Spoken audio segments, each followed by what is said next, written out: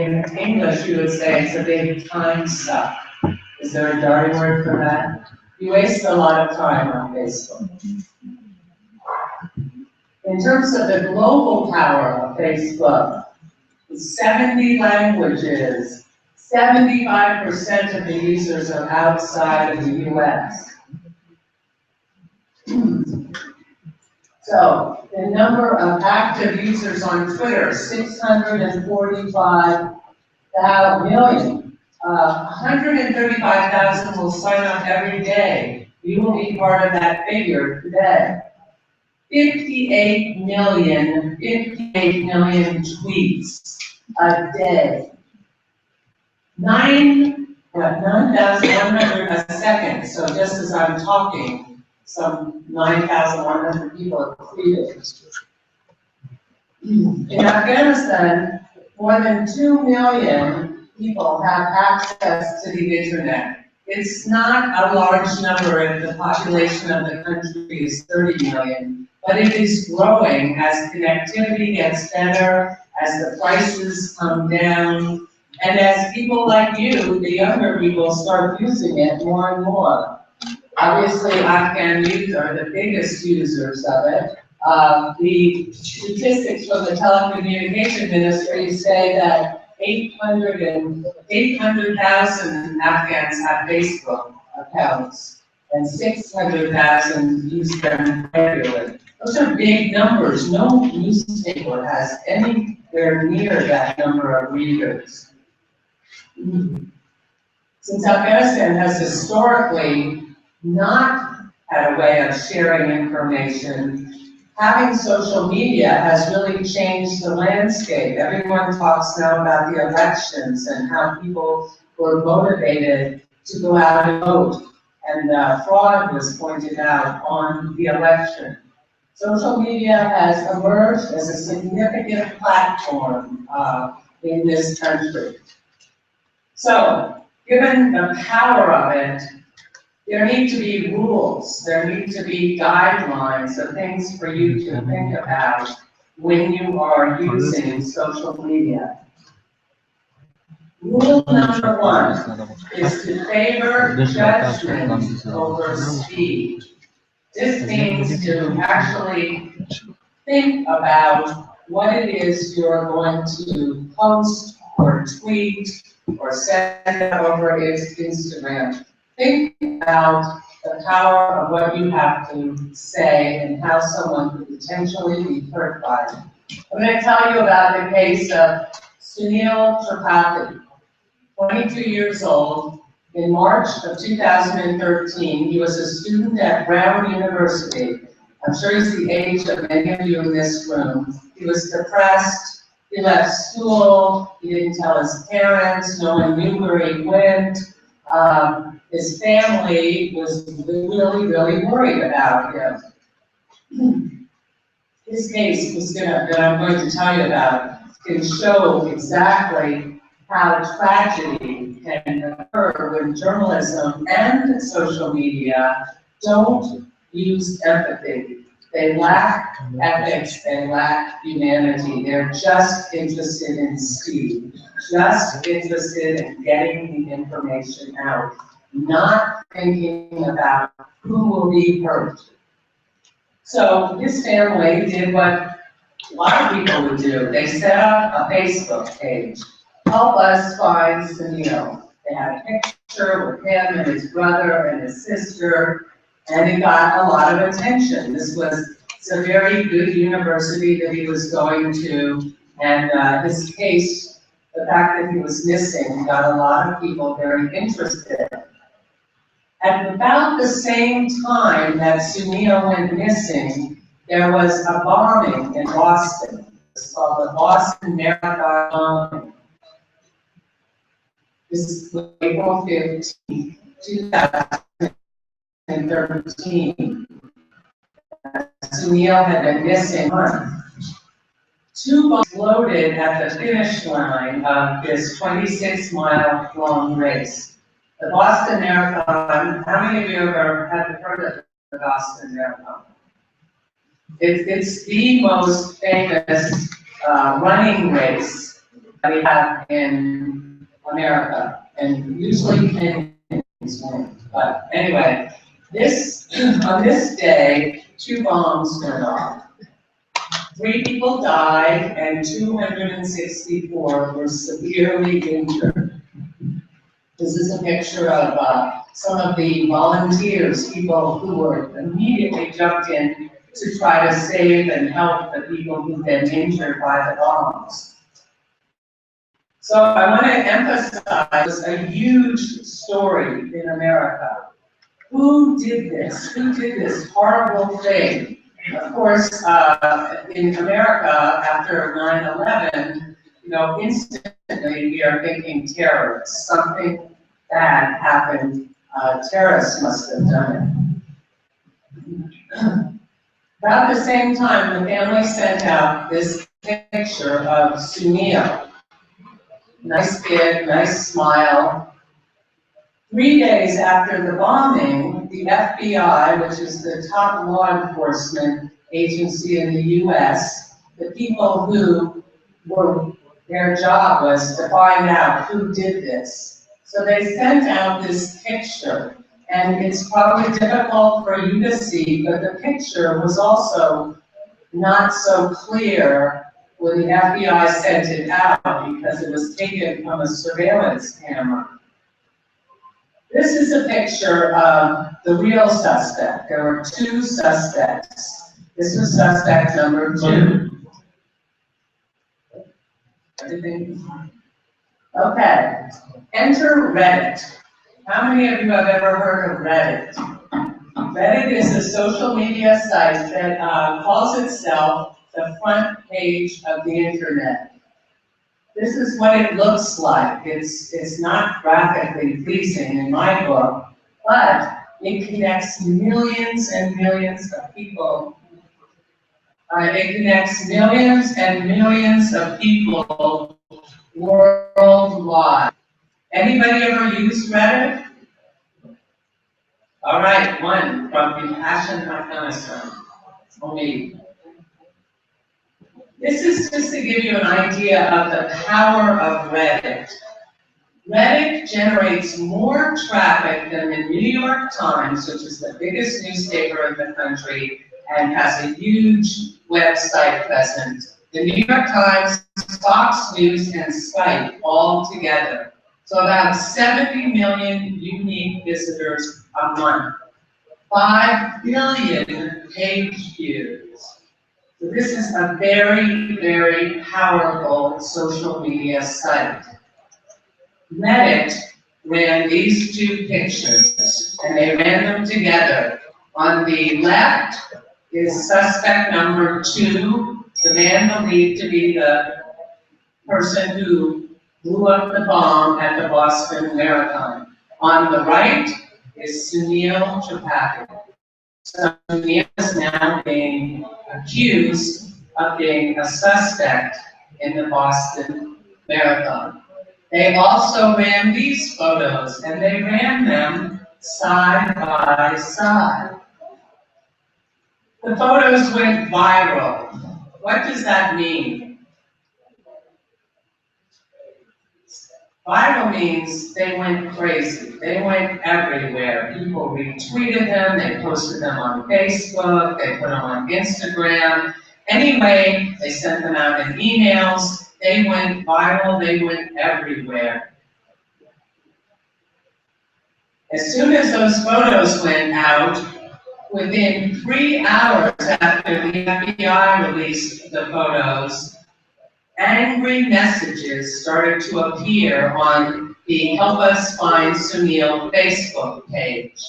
As the minutes passed, more and more threatening, not just mean, but threatening messages appeared on the family's Facebook page. They received hundreds and hundreds of threatening and, of course, anti-Islamic messages. And the family that was not and is not Muslim, yet that was the immediate assumption. What was the takeaway? What did people think? Socail must be guilty. He must have done it. So what did the family do? They closed the Facebook page. They wanted people to stop posting angry messages. When they closed the Facebook page, journalists, celebrity bloggers, normal citizens began to assume that Socail, even though the FBI said nothing, police reports said nothing, people assumed Socail was one of the Boston bombers. So this is just based on the fact that these photos went out. Nobody bothered to check.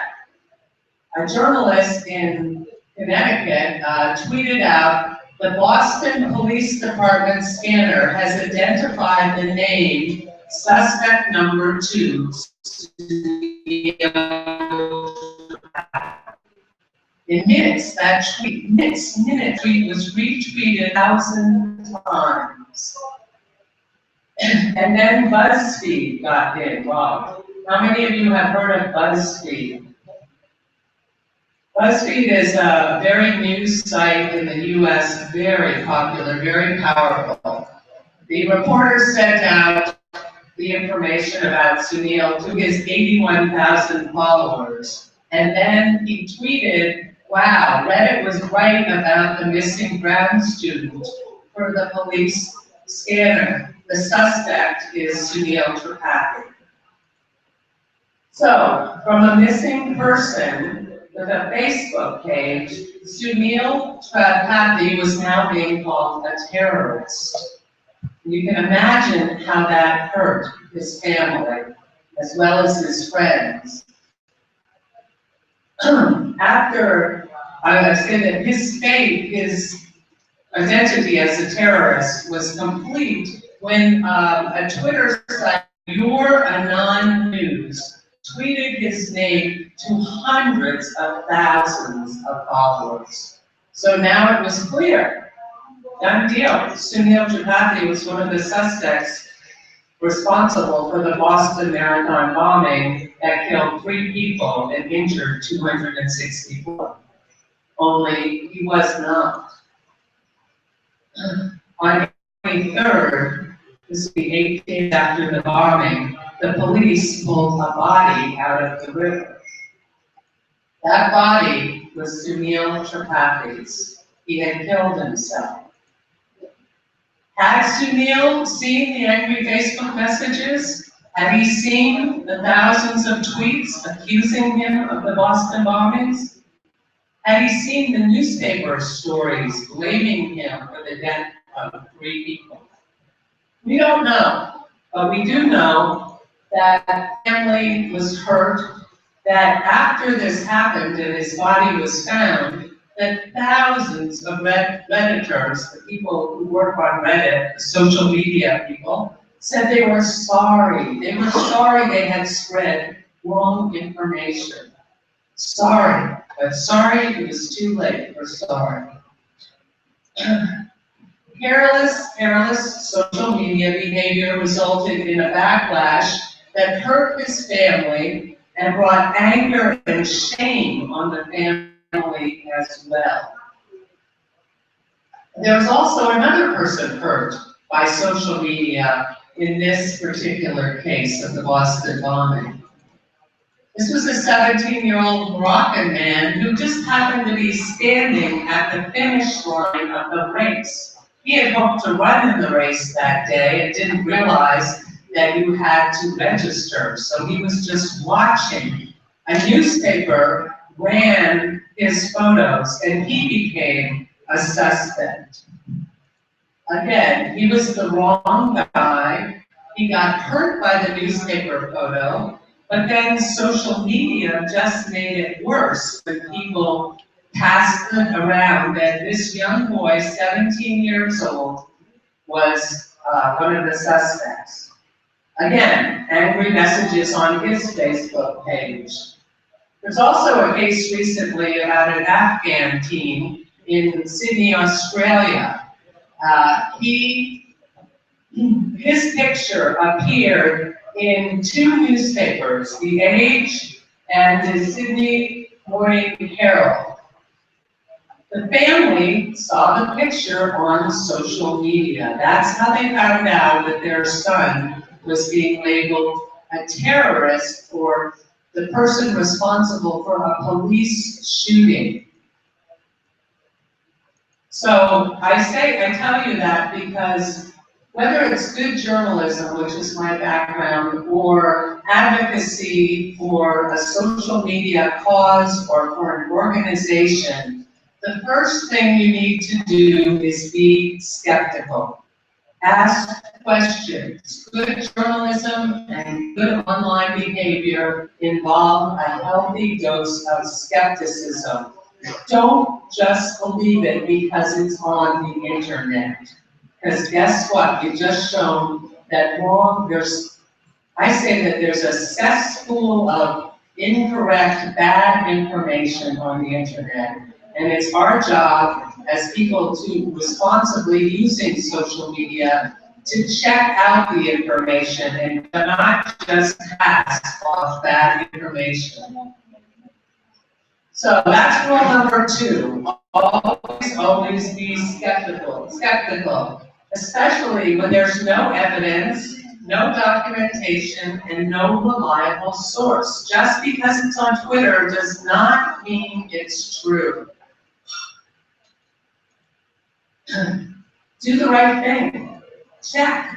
Call somebody. What if one of those people that had thought that Socail Media was the Boston bomber had called the FBI and asked, "Are you looking into Socail Media as a suspect?" Yeah, but no one bothered to check. Ask yourself, ask people, how do you know that? Where does that information come from? Check the information. Don't just believe what you see.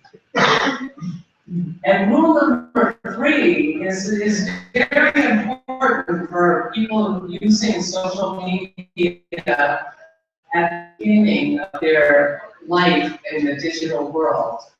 Don't let your guard down. Be very careful you post. Some of you know of the case I'm about to tell you, but as I said earlier in the digital security,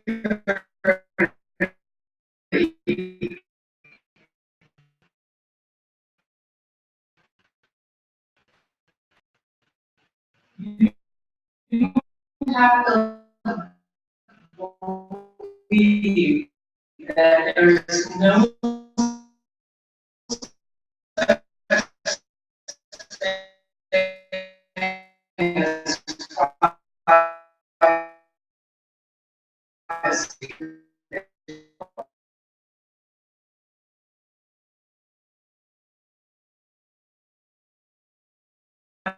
possibly hurting them later on when they're trying to get a job. Because in the U.S. now, an employer wants a